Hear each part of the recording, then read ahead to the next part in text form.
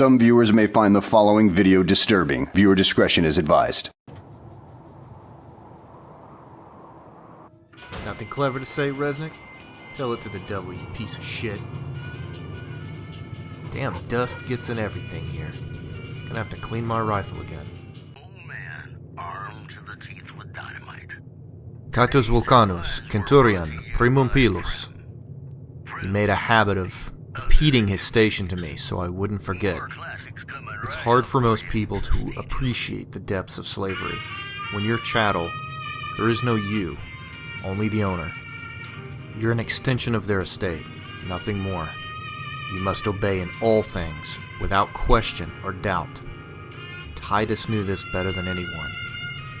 He loved to burn things, burn people, and to make others watch. Beyond that, he had only one other source of pleasure. He had a stable of boys in his tent. He spent his nights doing things to them. I was one of those boys. Wouldn't wish it on anyone. After he burned me, he departed on an errand for Caesar, left me to be crucified. I was almost looking forward to it at that point. When you've been burned and fucked for 12 years, crucifixion doesn't seem so bad. I was ready to die. Would have died just another nameless slave in Arizona, strapped to a cross, if it hadn't been for the Rangers.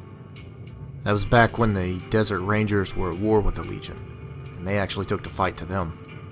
They slaughtered the legionaries, freed the slaves, saved my life. I was 15, and right then and there I set out to repay them.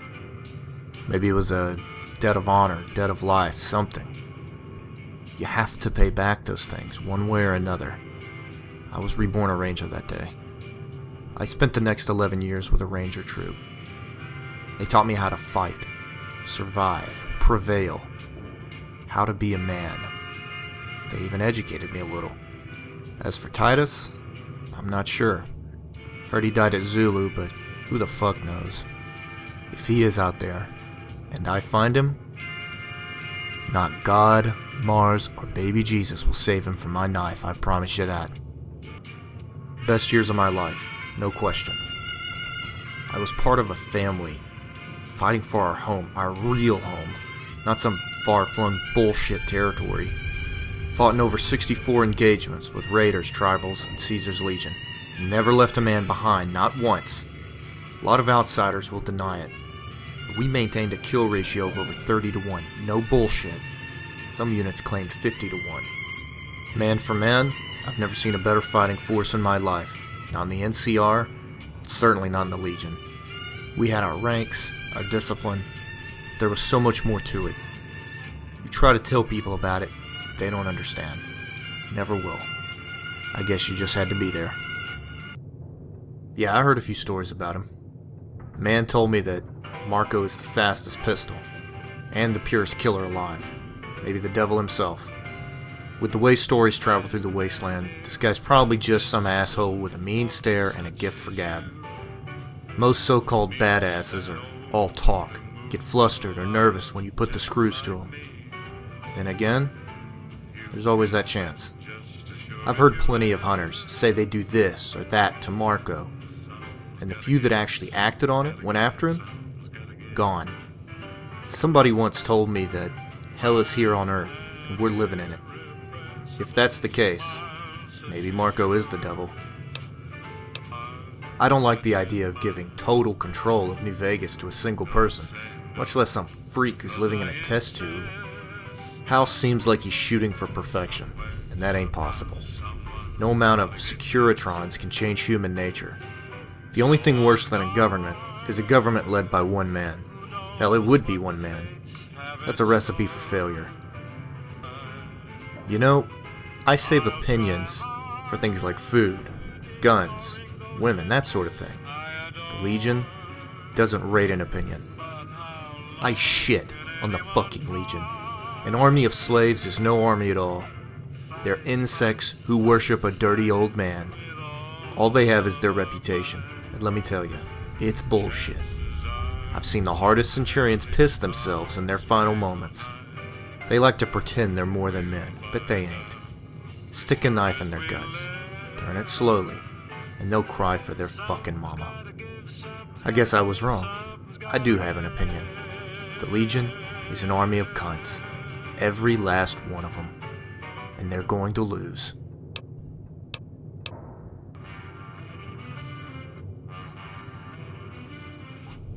Maybe, maybe not. All I know is they're chunking spears at people armed with assault rifles. The odds are against them. They're weak, and corrupt to the very marrow of their bones. A few senators hold most of the power. Kimball is just a talking head. They'll tax you to death, but can't keep the roads safe. Towns sacrifice autonomy and self-determination with nothing to show for it. It's a giant scam that only serves a handful of cattlemen, mining barons, and other rich fucks who've paid off the bureaucrats. They show up to your town, throwing around bold words like freedom and security. People eat it up. All they get is taxes and false promises. Maybe that system worked for the old world. When communication was better, there were more people, something. But it doesn't cut it now. You can't count on some government to help you. Self-reliance, with communities trading and working together, that's practical right now.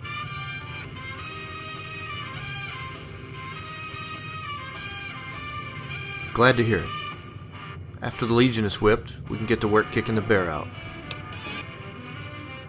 I'd fight for it, and I'm sure that others would too. Most of the locals resent the NCR. This ain't California, it's motherfucking Vegas. I don't trust House.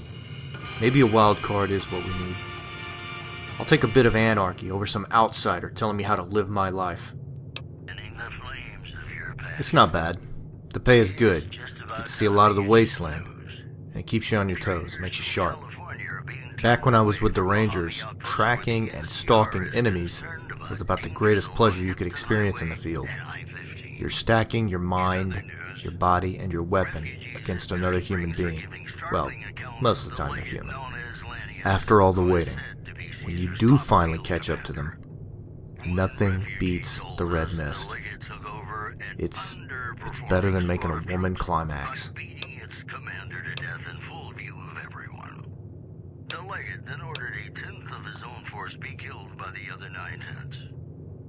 Yeah, whatever you say. Let me be clear, I'm not talking about doing it like some sick fuck who kills homeless hookers with steak knives. I'm talking about combat, survival. I first killed a man when I was 16, shot a raider through the throat with a .308 from 300 yards. Decent shot. It fucked me up bad. I couldn't stop thinking about the finality of it. He had ceased to exist because of me. The second one was a Legionnaire, caught shrapnel from my grenade during an ambush. He died slowly. I kneeled beside him, watched him go. You watch a man's soul drift out of his pupils, it changes you. Nothing is the same, no matter what anyone says. Wasn't as bad as the first, though. The third one was special. It was a raider who'd come near our position at night, just wandering, smoking. He had no idea what was coming. By that time I was getting good with a knife, and I was strong for my age. The sergeant gave me the nod, so I started slithering towards the raider. It was cold that night, lots of stars. Time moves slowly when you're trying to kill a man close up. You see, smell, hear, everything. He was taking a drag when I jammed that blade into the base of his skull. He went down faster than I expected, almost knocked me off my feet.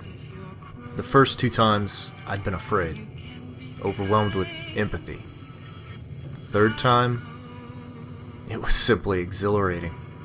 I could fuck the most beautiful woman alive, drink the finest liquor, smoke the best tobacco, and nothing will ever match that sensation. It was conquest and domination. That's the purest instinct for anything that draws breath. And I was determined to feel it again. Maybe you want to judge me. Maybe not. But deep down, in that part of you that is still an animal, you know it's true. We're born to kill.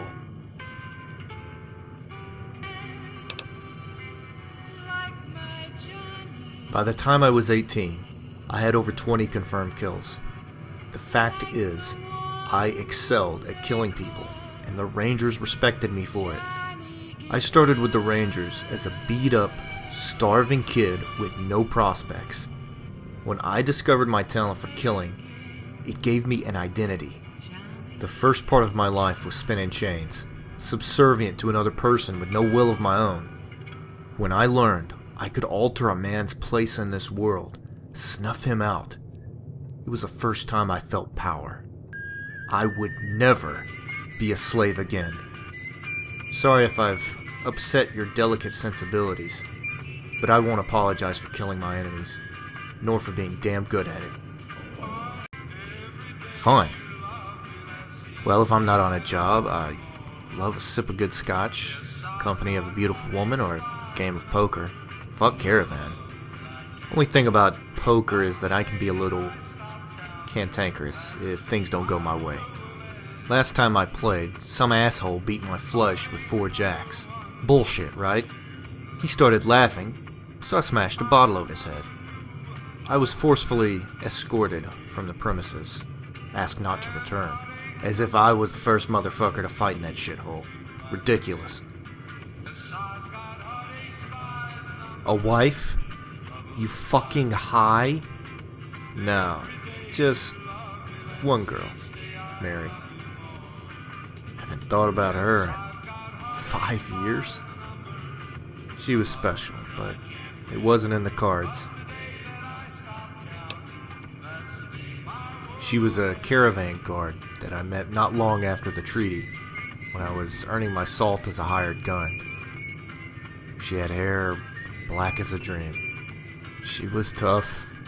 Hardest fucking woman I ever met. Easily could have been a ranger. That's what I loved about her. She didn't compromise. I had little interest in guarding caravans until I met her, and I suddenly became invested in the affair. She noticed. She called me Rojo because of the beard. Not many redheads where she came from, further south. Fuck, I still remember her eyes. We were close, but not an actual item.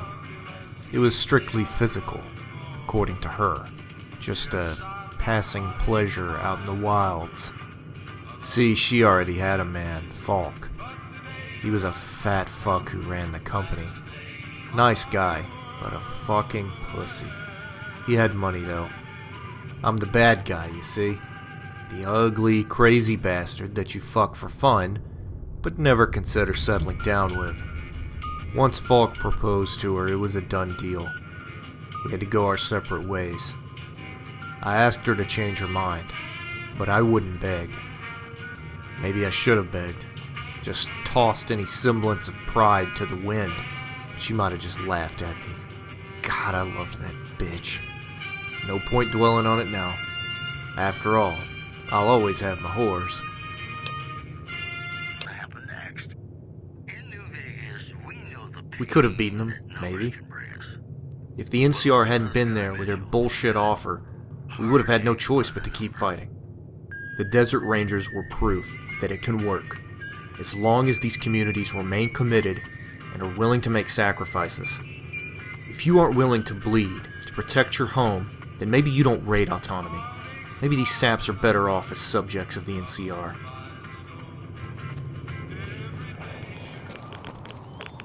Rads read like a warhead went off here, but there's no blast damage.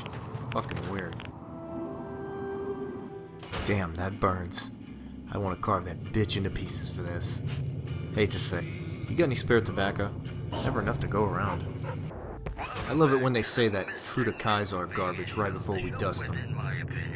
Hey. That felt good. Hey.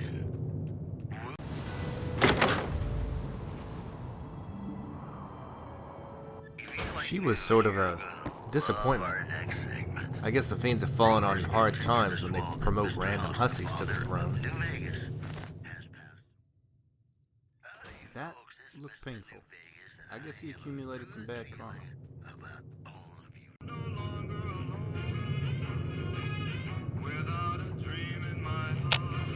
Hold, Outland Devil. I, Talking Knife, have followed you for days, waiting to give you my message. Hear my words. You did nothing when the dog Glanton came to our camp, and every one of my kin fell under his blade. You saved the camp instead. I have come to kill you.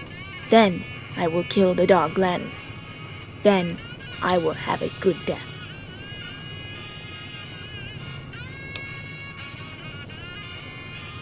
You say true? We find Glanton, eat his heart. You live. For now.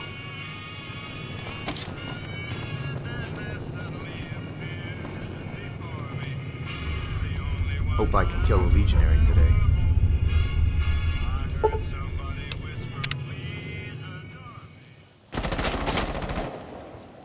Da